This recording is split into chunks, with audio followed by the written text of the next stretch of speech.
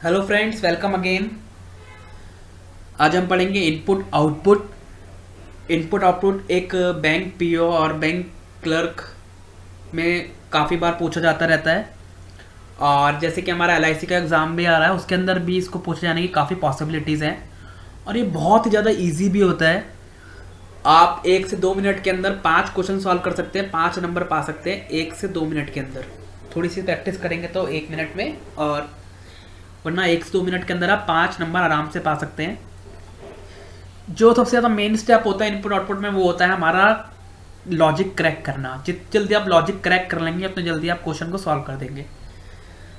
तो हम इसे 3 फेज में पढ़ेंगे। पहले हम देखेंगे कुछ क्वेश्चन बिगिनर लेवल के, उसके बाद थोड़ा सा हम आगे चलेंगे इंटरमीडिएट पे, और उसके बाद हम जाएंगे हार्ड लेवल पे। कुछ क्वेश्चन इंटरमीडिएट के देखेंगे, उसके बाद हार्ड के। लेकिन हमारे एग्जाम्स में 80% से 90% क्वेश्चन जो है वो इंटरमीडिएट लेवल ही आता है। हार्ड लेवल हार्डली 10 to 20% आता है। और बिगनर लेवल तो हम सिर्फ अपनी अंडरस्टैंडिंग बनाने के लिए कि क्वेश्चन हमें कैसे सॉल्व करना है, कैसे प्रोसीड करना है, कैसे हमें लॉजिक क्रैक करना है। तो हम क्वेश्चन लेते हैं एक। ये हमारे पास क्वेश्चन है, इनपुट दे रखा है, कुछ स्टेप्स दे रखे हैं। इसी तरह क्वेश्चन आपको एग्जाम में मिलेगा। आपको एक इनपुट दे रखा होगा और उसके ऊपर कुछ स्टेप्स दे रखे होंगे आपको। तो ये जो इनपुट होगा, इसी के ऊपर ये स्टेप्स हो रहे होंगे। जो लास्ट स्टेप होगा वो आपका क्या होगा? Final step, output. Final step is output. तो यहाँ पे स्टेप 5th जो है वो इसका आउटपुट है। इस तरह क्वेश्चन आपको एग्जाम में भी मिलेगा। आपको इनपुट दे देगा, कुछ स्टेप्स दे देगा, फाइनल स्टेप जो होगा वो का आपका आउटपुट। आपको क्या करना होगा? इसका लॉजिक क्रैक करना होगा सबसे पहले तो, कि किस लॉजिक से ये सॉल्व कर रहा है इस क्वेश्चन को। अगर आपने लॉजिक क्रैक कर लिया, उसके बाद जो आपको इसके ऊपर 4 से 5 क्वेश्चन जो आपको दिए जाएंगे, उन क्वेश्चंस में सेम लॉजिक आपको लगाना है जो आपने इस रेफरेंस के क्वेश्चन से, रेफरेंस के एग्जांपल से जो आपने लॉजिक क्रैक करोगे, उसी लॉजिक को आपको उन 5 क्वेश्चन में लगाना होगा और आंसर निकालना होगा।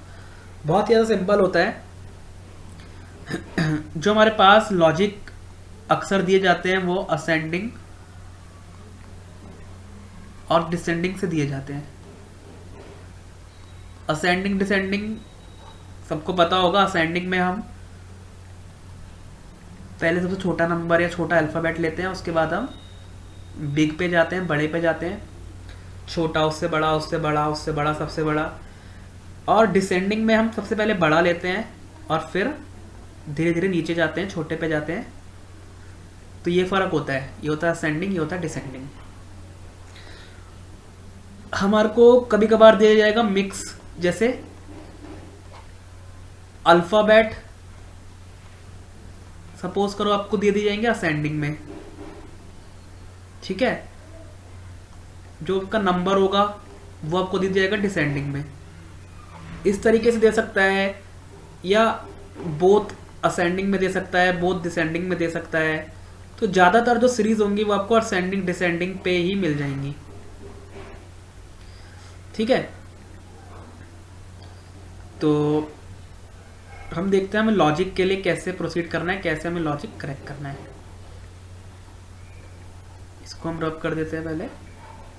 ये तो आप समझ गए, एक इनपुट देंगे, जो लास्ट स्टेप होगा वो आपका आउटपुट होगा। और हमें इसको सॉल्व करने की शॉर्ट ट्रिक्स देखनी है, हम जल्दी से जल्दी इसे कैसे सॉल्व कर सकते हैं। तो जैसे आपको क्वेश्चन मिले, आप सबसे पहले उसे असेंडिंग या डिसेंडिंग के लिए ही चेक करिए। और चेक कैसे करना है ये हमें देखना है। आपको सिर्फ स्टेप सेकंड, तो सॉरी स्टेप फर्स्ट, पहला स्टेप जो होगा और आखिरी स्टेप जो होगा, फाइनल स्टेप जो होगा, सिर्फ इन्हें ही चेक करना है। वैसे तो आप खाली फाइनल स्टेप को ऑब्जर्व करके भी आंसर निकाल सकते हैं, लेकिन आप फर्स्ट और फिफ्थ को करेंगे तो आप एक्यूरेट और थोड़ा जल्दी और आंसर निकाल पाएंगे, इसका लॉजिक क्रैक कर पाएंगे। देखो कैसे। सबसे पहले आप असेंडिंग डिसेंडिंग के लिए ही चेक करिए। देखो इस सब में सबसे बड़ा नंबर क्या है? 97। सबसे छोटा नंबर क्या है? 4। फर्स्ट स्टेप में क्या हुआ, 97 यहां से उठ के आ गया यहाँ। इसका मतलब है डिसेंडिंग, असेंडिंग की सीरीज तो हो ही नहीं सकती, असेंडिंग में सबसे पहले छोटा आता है, इसका मतलब असेंडिंग का तो कट गया ऑप्शन। अब डिसेंडिंग के लिए चेक करो, 97 सबसे पहला आया है तो हो सकता है डिसेंडिंग की सीरीज हो। अब कंफर्म कैसे करोगे आप, आपने फर्स्ट स्टेप देख लिया, अब लास्ट स्टेप पे देखो, 97 सबसे पहले है और 4 सबसे लास्ट में है और बीच में भी 85, उसके बाद 63, 36, 19, 16, 9। इसका मतलब है सबसे बड़ा, सबसे छोटा और इसी हिसाब से घट भी रहे हैं, इसी क्रम में घट भी रहे हैं, सबसे बड़ा उससे छोटा उससे छोटा उससे छोटा उससे छोटा। इसका मतलब हमने इसका लॉजिक क्रैक कर लिया। क्या है इसका लॉजिक, डिसेंडिंग। ये इतना इजी आपका एग्जाम में नहीं आएगा, मैं आपको सिर्फ समझाने के लिए बता रहा हूँ कि आपको कैसे प्रोसीड करना है। स्टेप फर्स्ट और स्टेप फिफ्थ आपको देखना है, स्टेप फर्स्ट और स्टेप फिफ्थ आपको लॉजिक क्रैक करना है और जो लॉजिक मिलेगा उसको नेक्स्ट जो आपको क्वेश्चन दे रखे होंगे उसमें लगाना है। अब मुझे लॉजिक मिल गया, अब मैं चलता हूँ क्वेश्चन की तरफ। तो क्वेश्चन कुछ इस तरीके से होंगे, which of the following will be step 3 for the following input below. आपको बताना है स्टेप 3। आप आजकल हमारे जो एग्जाम्स होने लगे हैं वो ज़्यादातर एग्जाम्स कंप्यूटर पे ही होने लगे, कंप्यूटर स्क्रीन पे। तो अब क्या करो, जो भी आपको इनपुट दे रखा है उसे एक बार लिख लो जल्दी से। 9, 25, 16, 30, 32, 18, 17 और 6।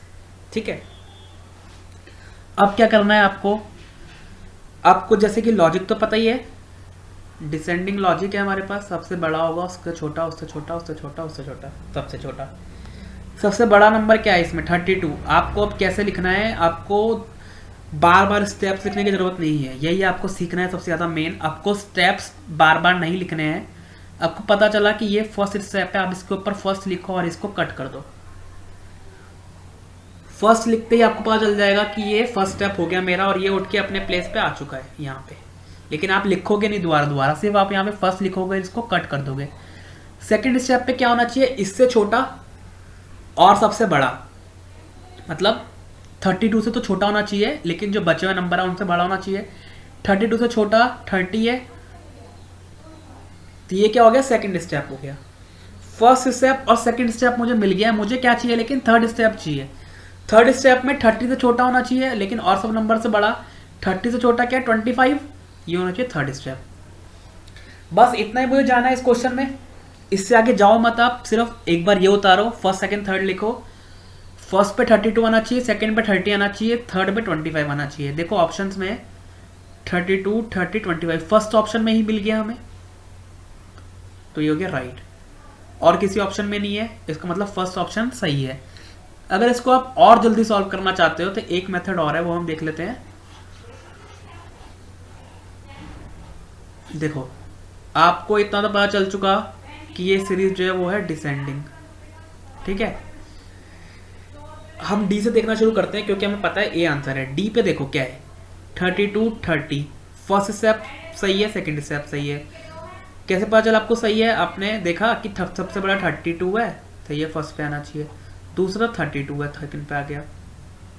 आपने इसमें देखा कि 9 से बड़ा तो अभी 25 भी है, 16 भी है, 19 भी है, 17 भी है, चार नंबर 9 से बड़े हैं लेकिन तब भी 9 को थर्ड स्टेप पे लिख दिया, मतलब डायरेक्ट गलत। 32 के बाद 9 आ गया, डायरेक्ट गलत। 32, 30 यहाँ तक सही था लेकिन फिर 9 आ गया, डायरेक्ट गलत। इसका मतलब क्या आंसर हो सकता है, ए ही आंसर हो सकता है। तो आप दोनों तरीके से इसको सॉल्व कर सकते हैं। नेक्स्ट क्वेश्चन देखते हैं हम। What is the last step for the input below. Last step मुझे निकालना है, तो देखो कैसे करेंगे। फिर से वही इनपुट को लिख लो फटाफट से, 16, 9, 25, 27, 6 और 5। फर्स्ट स्टेप क्या होगा, डिसेंडिंग की सीरीज है, सबसे बड़ा नंबर होना चाहिए फर्स्ट स्टेप मेरा। आप क्या करोगे, फर्स्ट 27 सबसे बड़ा है, लिखोगे इसके ऊपर फर्स्ट, इसे काट दोगे। आप लिखने का मतलब ये समझ जाओ कि ये नंबर यहाँ आ चुका है फर्स्ट स्टेप पे, आपको दोबारा लिखने की जरूरत नहीं है। सेकंड पे क्या होगा, 27 से छोटा और सब नंबरों से बड़ा जो कि 25 है। आपके 2 स्टेप कंप्लीट हो चुके हैं। ठीक है, थर्ड पे आपको क्या करना है, 25 से छोटा और सब नंबर से बड़ा, जो कि है 16। लेकिन 16 पहले से ही अपने प्लेस पे सेट है। जो भी नंबर पहले से अपने प्लेस पे सेट होगा, आप उसको स्टेप नहीं बनाएंगे। देखो कैसे अपने प्लेस पे सेट कैसे है, 27 आया मेरे पास पहले, उसके बाद मैंने पूरा ऐसे ही उतार दिया। ऐसे ही करते हैं हम। ये मैं आपको समझा रहा हूँ, आपको ऐसे सॉल्व नहीं करना एग्जाम में। आपको सॉल्व इसी मेथड से करना है, डायरेक्ट। आपको दोबारा नहीं लिखना। फर्स्ट स्टेप हो गया।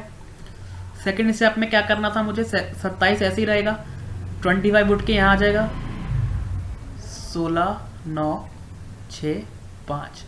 अब अगर मैं थर्ड स्टेप पे जाता तो मैं 16 लिखता, फिर से सारा उतार देता। मतलब सेकंड, अगर मैं थर्ड स्टेप फिर से लिखने लगा, 27 25 16 9 6 5, 16 ही आना चाहिए ना, क्योंकि यही 25 से छोटा और सब नंबर से बड़ा है।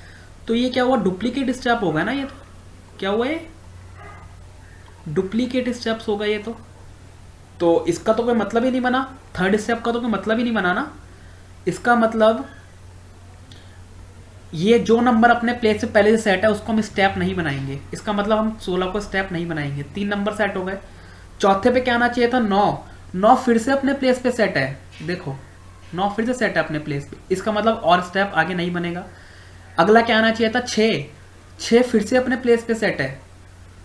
5 फिर से अपने प्लेस पे सेट है। इसका मतलब क्या हुआ, ये तो आएगा ही नहीं थर्ड स्टेप। सेकंड स्टेप ही हमारा फाइनल स्टेप है। एक बार हम इसको दोबारा से देख लेते हैं कैसे हमने करा है इसे। जो भी नंबर अपने प्लेस से पहले से सेट होगा आप उसको दोबारा नहीं लिखेंगे। मैंने आपको समझा भी दिया कि अपने प्लेस पे सेट होने का मतलब क्या है। देखो सबसे पहले आपने लिखा सबसे पहले आपने लिखा 27 जो कि फर्स्ट स्टेप था। सेकंड पे आया 25। इतना तो आप लिख लेंगे आराम से, क्योंकि डिसेंडिंग ऑर्डर के सीरीज है। सबसे बड़ा नंबर उससे छोटा नंबर। अब क्या आना चाहिए था, ये अपने प्लेस पे यहाँ पहुँच चुका है फर्स्ट पे, उसके बाद ये अपने प्लेस पे सेकंड में पहुँच चुका है। थर्ड पे आना चाहिए था ये, लेकिन ये तो पहले से सेट है ना, तो थर्ड स्टेप क्यों बनाए इसे हम। उसके बाद आना चाहिए था ये भी पहले से सेट है। उसके बाद आना चाहिए था 6, ये भी पहले से सेट है। उसके बाद आना चाहिए था ये। इसका मतलब हमारा सिर्फ काम 2 स्टेप से चल जाएगा। तो सेकंड स्टेप ही हमारा क्या हो जाएगा, फाइनल स्टेप। थर्ड क्वेश्चन हम देख लेते हैं। If the output of step 4 is as given below, what was the input. सबसे ज्यादा इजी और सबसे ज्यादा इंपॉर्टेंट क्वेश्चन ये है। सबसे ज्यादा इंपॉर्टेंट और सबसे ज्यादा इजी क्वेश्चन यही है, क्योंकि अक्सर हमें क्या कर दिया जाता है, आउटपुट दे देगा, हमें आउटपुट दे देगा और पूछेगा इनपुट बताओ। ये हमें दे दिया उसने आउटपुट, इनपुट पूछ रहा है। जब भी आपको आउटपुट देके इनपुट पूछे, वो जब भी आपको आउटपुट देके इनपुट पूछे, आंसर हमेशा क्या होगा, कैन नॉट बी डिटरमाइंड। आप इस स्टेप को अच्छे से समझ लीजिए। जब भी आपको आउटपुट देके इनपुट पूछा जाए, आपका आंसर होगा कैन नॉट बी डिटरमाइंड। क्यों होगा, उसका रीजन ये है कि आउटपुट तो हमें दे दिया, ठीक है, आउटपुट तो हमें दे दिया, लेकिन अब हम कैसे बता सकते हैं कि ये इनपुट के टाइम पे कैसे अरेंज होंगे। क्योंकि हो सकता है इस तरीके से अरेंज हो सकता है इस तरीके से अरेंज हो सकता है इस तरीके से अरेंज हो। तो हम कुछ भी नहीं बता सकते ना कि किस तरीके से अरेंज है। हो सकता है 92 सबसे बाद में हो सकता है 71 सबसे बाद में हो, 86 सबसे बाद में हो, 69 सबसे पहले हो। हम कुछ भी नहीं कह सकते। हम आउटपुट को देख को इनपुट के बारे में कुछ नहीं कह सकते कि इनपुट इसका क्या रहा होगा। इसलिए आप इसको अच्छे से समझ लीजिए। जब भी आपको आउटपुट दिया जाएगा और इनपुट पूछा जाएगा, आउटपुट देके इनपुट पूछेगा, हमारा आंसर हमेशा क्या होगा, कैन नॉट बी डिटरमाइंड। तो अभी इतना ही करते हैं, हम बाद में एक और क्वेश्चन देखेंगे बिगनर का। Thank you friends.